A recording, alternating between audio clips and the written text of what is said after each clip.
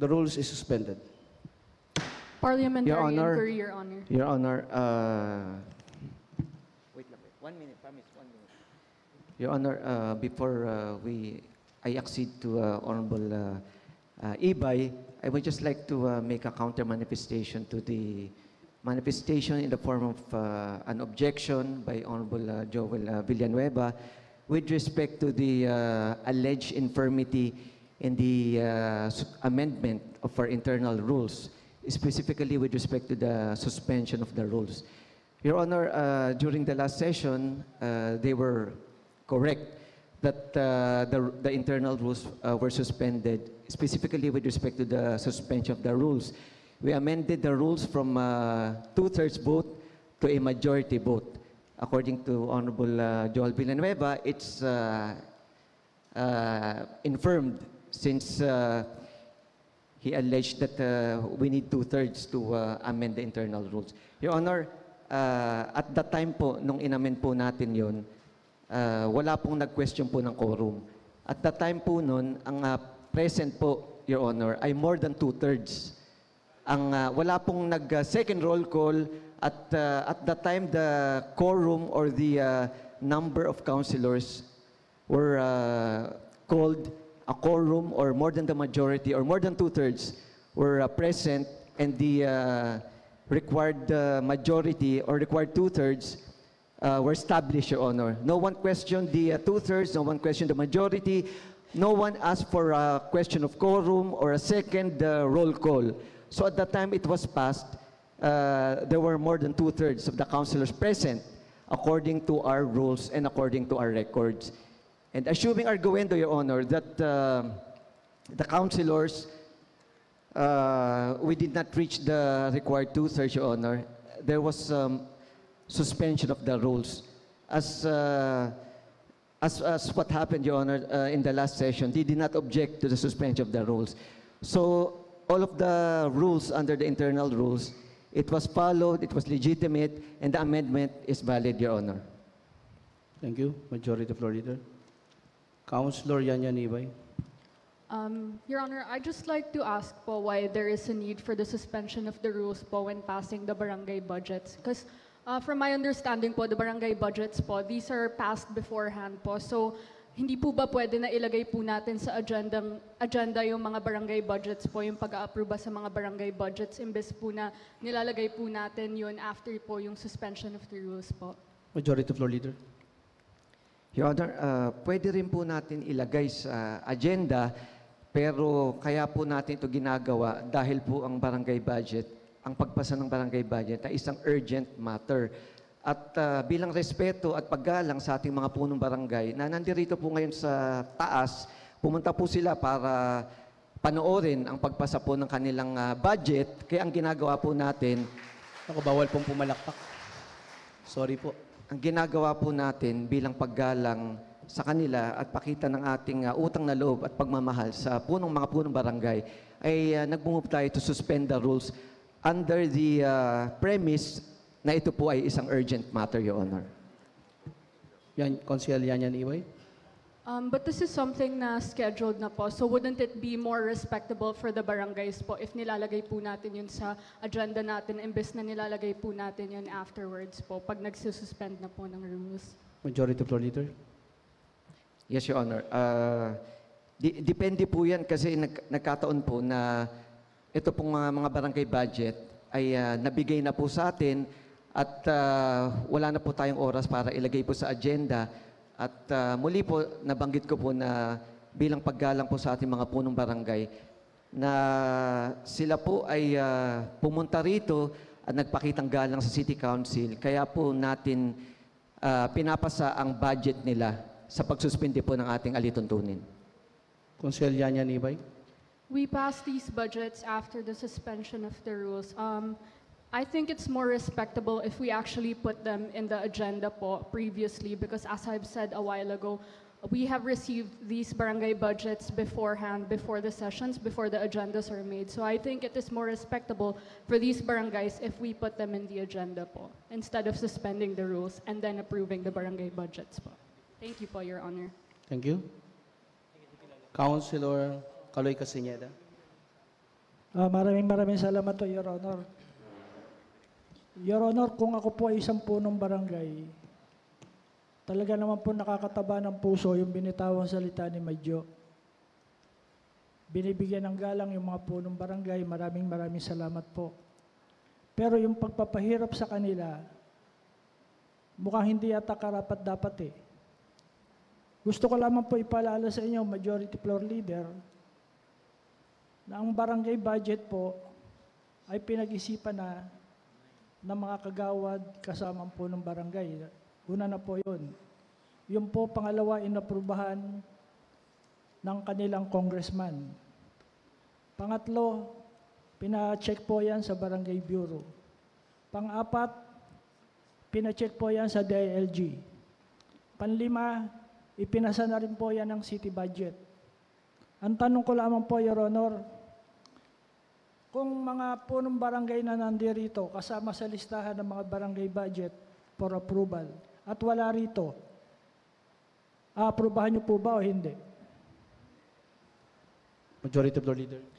Your Honor, katulad po ng nabanggit ko po dati, na tanong na po yan ni Consel Caloy Castañeda, nung tayo po ay nagkakaisa rito, nagkakaisa din po natin na pinagkasunduan, kasama po si Consel Castañeda, na bilang respeto po sa konseho, katulad po ng paggalang po natin sa mga punong barangay, ay humingi po tayo ng presensya ng mga punong barangay pag pinapasa po ang kanilang budget.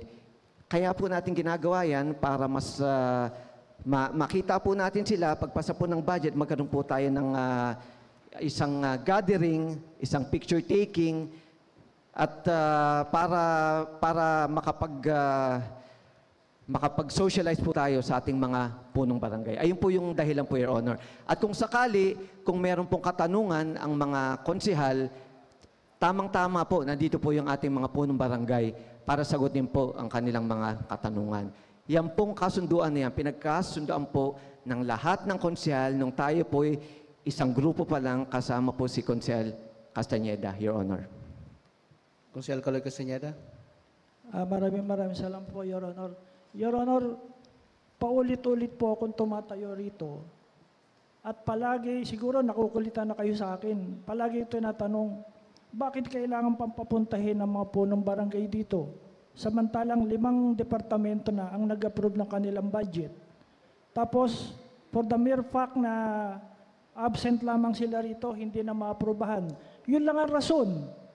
Sana kung ang rason ay mabigat doon sa paggawa ng kanilang budget.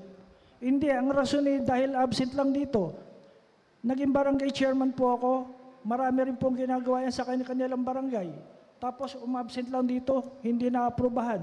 Sana naman po, Your Honor, yung sinasabi ni Majority Floor Leader na napagkasundoan, sana naman po bigyan natin ng konsiderasyon na kahit na wala rito yung punong barangay, sana po maaprobahan na kung sa 5 departamento, aprobado na. Sana kung maganda ang rason natin, kung ba't hindi natin naaprubahan. Kaya lang, ang rason natin dahil hindi umattend. Tapos sasabihin Bawal natin... pong pumalakpak. Tapos sasabihin natin, palalabasin natin, Kaloy, huwag mo nang punahin yan. Pabayaan mo, malaman nila na tayo nag-a-approve dito. Hindi po totoo yun, Your Honor. Meron pong tinatawag na barangay autonomy. Wala po tayong pakialam sa kanila. Bahala sila. Buntot nila, hila nila. Kaya lang dahil lamang sa gusto nyong pakita sa kanila na tayo ang nag-approve ng kanilang budget, mali naman po yun, Your Honor. Yun lamang po. Maraming salamat po. Your Honor. Majority Floor Leader. Your Honor, nakakalin lang po yung sinabi ni Consel Castañeda dahil unang-una, hindi naman po natin pinapakita sa mga punong barangay yung ating kapangyarihan para po mag-aproba ng kanilang budget. Wala po tayong pinahihirapan na punong barangay pag-aproba ng budget. Kaya po natin sila pinapapunta para po makasama po natin sila at makapag-picture taking at makasalimuha. Your Honor, at hindi po, pag ang punong barangay, hindi po makakapunta, pwede pong papuntahin ang kanilang representante. Hindi naman necessarily na ang chairman ang pumunta. At wala po tayong ni-reject kahit isang barangay budget nung tayo po ay nagpasa simula po ng ating panunungkulan. Your Honor, Ang problema po, ginagawa na pong pamumulitika itong issue na ito. Wala pong issue, wala pong nagreklamo na chairman. Mahal po natin lahat ng punong barangay. Lahat po na kanilang budget, inaaprubahan po natin. Pag hindi po sila makakapunta, pwede po sila magpadala ng representante. Nakakasama lang na loob, Your Honor, na ginagawan tayo ng anggulo kung saan tayo pa ang nagpapahirap sa mga punong barangay. Samantala, nung tayo magkakasama at isang grupo, pare-pareho tayong pumayag na gawing polisiya ng City Council ito dahil minsan, hindi madalas, minsan, pag ang konsyal ay may katanungan, pag nakita po yung budget, mas maganda po nandito yung punong barangay para masagot po niya kagad at maresolba kung ano man po yung issue na yon. So, si Consiel Castañeda, ang pagmamahal niya po sa barangay ay nakakahanga po. Pero lahat po tayo dito, mahal po ang mga punong barangay. Kaya nga po lagi natin sinususpindi ang mga rules. Sa totoo lang, itong ginagawa natin, sayang sa oras po itong pagdebate na ito. Kung kanina pa po natin napurbahan, nakauwi na po yung mga punong barangay, nag-picture taking na po tayo dito. Hindi ba? Kesa ang ginagawa natin, namumulitika tayo, pinapakita na sa mga punong barangay na nagkakagulo tayo dito sa council, samantalang kanina pa sila naghihintay. Ano oras po sila pumunta rito, nanonood po sila sa gulo natin, kung inaprubahan po natin ito, di nakauwi na po sila, hindi ba, Your Honor? Your Honor. Councilor Joey Uy.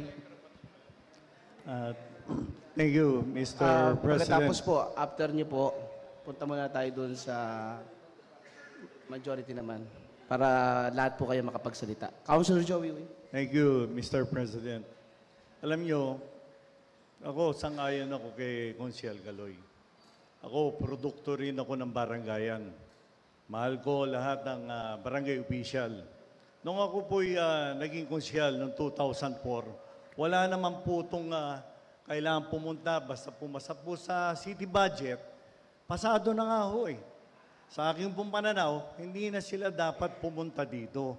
Baka kailangan natin baguhin na yung rules para kung pasado na, ngayon kung gaya nga ng sabi ng majority floor leader natin, kung kailangan natin magpa-picture, siguro gawin na lang natin to sa araw ng Maynila. Nandiyan lahat ng punong barangay.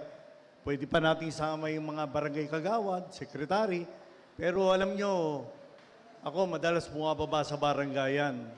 Hindi lang po nating alam ang mga barangay official, lalo na ang chairman. Minsan, madaling araw na po yan natutulog. Minsan, kung may gulo, minsan katutulog lang, bumabangon pa. Kaya siguro, mas maganda po, kung pumasa na sa city budget, hindi na siguro natin dapat papuntahin, maging yung chairman o representative, once na pasa na, gaya nga nasabi ng aking kasamang konsyel na si Kaloy Castañeda, hindi ma-approve na yun eh. Maraming salamat po. Thank you. Councilor Rod Laksamana. Hindi, after JTV. Salamat po, Sir President. Dadagdagan ko lang po sana yung mga usapan.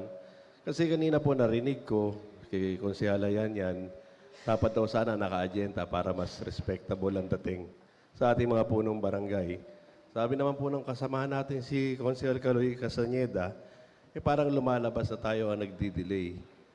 Para po sa kaalaman po ng mga punong barangay, kahit po kayo hindi makarating dito, kami po ay nagkaisa noon na kahit po secretary at treasurer ninyo, ay pwede kayong irepresenta. Kaya kahit po kayo ang punong barangay ay hindi makarating, ay hindi po dahilan para hindi namin i-aproba ang inyong budget.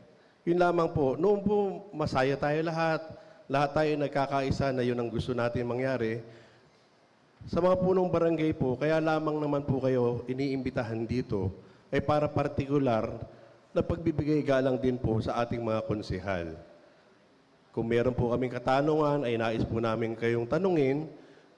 At kaya po kami normally ginagawa namin ito after nung ng business hour namin, ay para po diretso na po tayong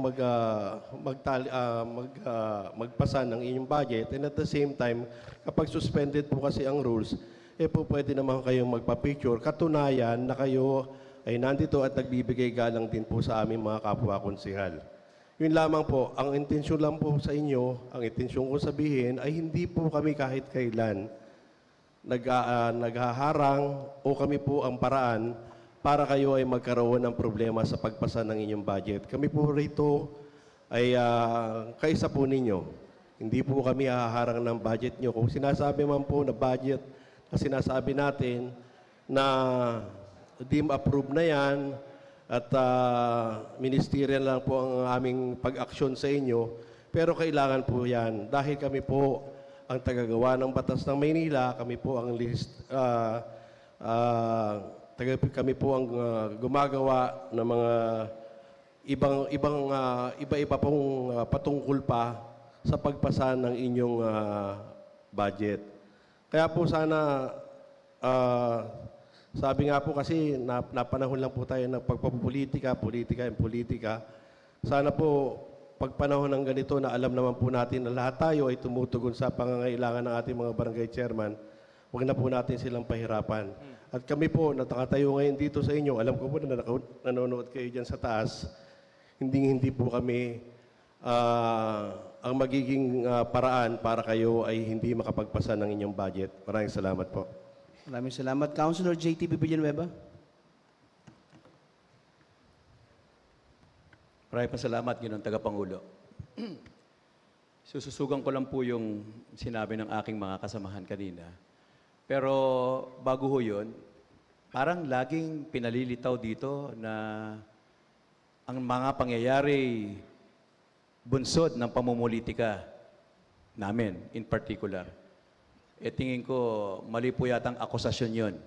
Bago po ako magsalita kanina, sinasabi ko na kami po dito ay walang pagtutol sa pag-aaproba ng mga budget ng mga barangay, particularly po ako, at lagi kong sinasabi at lagi kong pinagmamalaki na ang isang JTB nagsimula, lumaki, at parating lumilingon sa hanay ng barangayan. Alam na alam ko po yung kanilang plight, pero ang hindi ko po nagugustuhan ngayon dito, laging lumilitaw yung salitang pamumulitika. Tama-tama, nandyan na rin lang ang mga barangay official natin. Bakit hindi natin balikan ang lahat? Nagsimula at nagpakita ng merong politikahan dito, yung nagkaroon po tayo ng illegal na sesyon noong July 23. Wala po tayo dapat sesyon noong July 23, dapat tayo ay magkakaroon ng sesyon ng July 30. Lahat yan. Nagkaroon tayo ng agreement, Your Honor. Your Honor, I have the floor, Your Honor. Point of order, Your Honor. I have the floor, Your Honor. What is Let your me point of finish. order? I have the floor, Your Honor. Hindi ho tayo pwedeng pigilan dito sapagkat napagkasunduan natin. Kung sinong nagsasalita ay bigyan ng... Kaya ako po binabalik. Bakit? Ayaw niyo bang marinig itong sasabihin ko? Para malaman ninyo. Di ba wala tayong sesyon ng July 23? Nagkaroon kayo ng sesyon. Wala kaming notice. Bumabagyo. Dineklara ng Malacanang, wala nang pasok. Dineklara ng City Hall, wala nang pasok. Tapos magkakaroon tayo ng sesyon. Tanungin natin ang Secretariat kung sila nagpadala ng notice. Point of order, Your wala. Honor. Ngayon, ang unang agenda, sige na po, may bagyo. Unahin natin kung calamity ang didiscuss. Pero nagkaroon tayo ng sesyon na walang ipinadala sa aming notice. Ano ang una ninyong agenda? Reorganization. Tanggalan kami ng mga komite, tanggalan kami ng mga GO. Yun ang pamumulitika na naganap noong July 23, Your Honor. Bawal po pumalakpak. Point of order, Your What is your Honor. point of order? Your Honor, ano po kinalaman po ng barangay budget sa sinasabi po ng atin pong ginoong... Hindi ko po siya pipigilan. Let's just stick po, Your Honor, patungkol po dun sa pinag-uusapan po natin with regards to yung mga budget po ng barangay, Your Honor. Let us not use this forum as a grandstanding, Your Honor. Hindi po pang grandstand. Let's just stick to the order po, Your Honor. Let's just stick to the topic. Maraming Thank you salamat. sa ating Minority Floor Leader. Okay ka na? Isa lang po. 1 minute po. Okay. Maraming salamat sa tinura ng ating kaibigan mula sa ika-6 na distrito. Kaya ako lang po nasabi yun, dapagkat ang tinatalakay nga natin ay pagpasa ng mga budget ng mga kasamahan natin sa barangayan. Nabanggit lang po yun, binibigyan linaw lang po ni JTB na hindi ho nararapat na laging ipinalalabas na kami namumulitika dito.